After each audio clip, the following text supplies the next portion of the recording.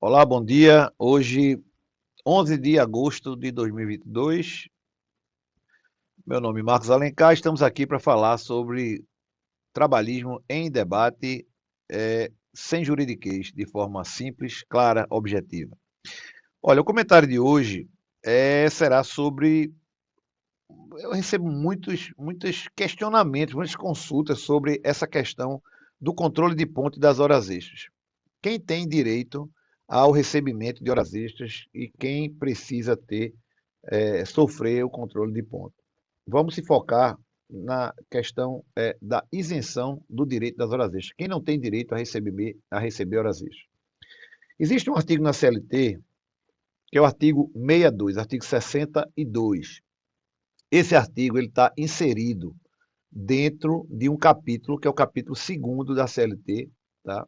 E ele diz o seguinte: não são abrangidos pelo regime previsto nesse capítulo. Esse capítulo 2, ele trata do controle de ponto, das horas extras, do limite de horário. E aí o artigo 62 é uma exceção. Quem é que está fora dessa regra? Aí ele traz aqui no inciso primeiro, ele é bem curto, ele diz, inciso primeiro, os empregados que exercem atividade externa incompatível com a fixação de horário de trabalho.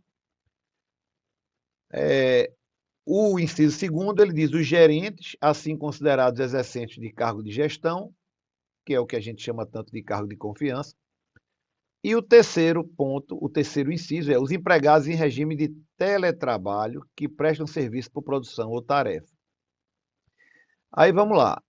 Se a gente analisar aqui o inciso primeiro, atividade externa incompatível com a fixação de horário. Olha, eu digo que isso é uma raça em extinção. Por quê? Porque quando esse dispositivo, essa lei aí foi criada, não tinha essa malha de GPS, de celular, de satélite.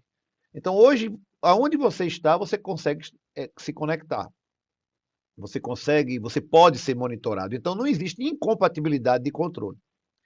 Antigamente, qualquer vendedor externo ele estava dispensado do controle de ponto, porque o empregador não sabia aonde ele se encontrava naquele momento exato. Hoje, muitas empresas que trabalham com vendedores externos, elas trabalham com tablets, com aplicativos que são, inclusive, rastreados. Na hora que ele faz um pedido, aquele pedido ele detecta, ele informa o lugar, a posição geográfica que aquela pessoa está. Então, essa jornada ela passa a ser compatível de controle. Então, eu comparo esse inciso primeiro, os vendedores externos, algo como uma raça em extinção. É verdade que uma pessoa, né, raça em extinção, entre aspas, é verdade que uma pessoa trabalhando no na Amazônia, num lugar inóspito que não tenha sinal de celular, pode até se enquadrar, mas isso é uma exceção da exceção. O outro item, que esse aqui é onde existem as maiores condenações trabalhistas, são os gerentes. Muita gente acha, muito empregador acha que basta colocar na carteira o nome gerente, artigo 62, inciso 2º, que está tudo resolvido e que não precisa pagar horas extras para aquela pessoa, para aquele empregado. Olha, isso esbarra com uma coisa no direito do trabalho que se chama de princípio da realidade. Vale a realidade. E o que é que o inciso 2º diz? O gerente que exerça poder de gestão. E o que é exercer poder de gestão? Poder de gestão é, primeiro, ele tem que receber um entendimento é, bem mais do que os seus subordinados. Então, ele tem que ter um salário diferenciado. Ele tem que ter autonomia de horário. Pode chegar e sair a hora que bem entender, a hora que quiser, porque ele é gerente. É como se ele fosse quase o dono da empresa.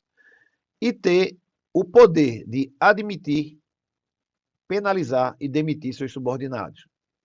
Então, imagine uma loja filial, né, uma rede de lojas, e daí a empresa diz: o gerente da filial ele tem poder, ele vai ser cobrado por metas, por resultado daquela filial, mas ele tem o poder de chegar a hora que quiser, ele pode abrir a loja, pode fechar a loja, pode sair no meio do expediente para resolver um problema pessoal. Ele tem total liberdade de horário. Na realidade, ele tem isso. E ele também tem autonomia para. Eu não trabalho mais com essa pessoa aqui, esse balconista, esse vendedor, eu vou demitir porque ele não está cumprindo com as minhas ordens, ele não está atendendo às expectativas. Ele faz as vezes do empregador. Ele tem que ter essa autonomia. Então, não basta ser chamado de gerente. O outro ponto é isso que eu falei, estou aqui reprisando, que é ele ter um salário diferenciado. Então, imagine que ele ganhe 40% a mais do que o subordinado mais bem remunerado do que ele. Então, você atende a muitos requisitos. É uma pessoa que tem uma remuneração destacada, bem superior, tem autonomia de horário, não presta contas do seu horário para ninguém e tem poder de admitir, penalizar e demitir o seu subordinado sem ter que pedir autorização a quem quer que seja. E por fim, e aí é uma novidade, é quem trabalha em home office, mas com detalhe, é exercendo o seu trabalho, a sua atividade por tarefa, é o chamado tarefeiro ou produção. Nesse caso, especificamente, essa pessoa não terá direito à hora extra, não será necessário ter um controle de horário. Mas é muito importante que no contrato de trabalho preveja que tarefas são essas, que produção é essa. Ele, na medida que cumprir a tarefa do dia, ele está liberado. Por isso que não tem a necessidade de controle de jornada e nem o pagamento de horas extras. É importante também lembrarmos, para terminar aqui, que o controle de ponto, a lei só impõe a quem tem mais de 20 funcionários. Mas a minha recomendação para situações que a empresa pratique banco de horas ou que pague horas extras, que se tenha controle de ponto. Porque aquilo que você não mede com eficiência, com eficácia, você não tem como comprovar como está pagando. Então imagine que uma empresa tem 10 funcionários ou 8 funcionários e eles fazem horas extras habitualmente. E a empresa paga com banco de horas, com folgas compensatórias. Então, é importantíssimo que se tenha um registro da hora que chega, da hora que sai para a refeição e descanso, da hora que volta do intervalo e da hora que se termina a jornada, incluindo aí as horas extras. Quando se faz a compensação, vai se apontar nesse controle de ponto que aquele dia a pessoa não trabalhou, porque está compensando as horas extras do período de tanto a tanto, e no final do mês vai gerar um extrato de horas demonstrando a relação de débito e crédito das horas que foram excedentes e das horas que foram gozadas em folga compensatória. É isso aí. Em breve estaremos aqui de volta. Tchau.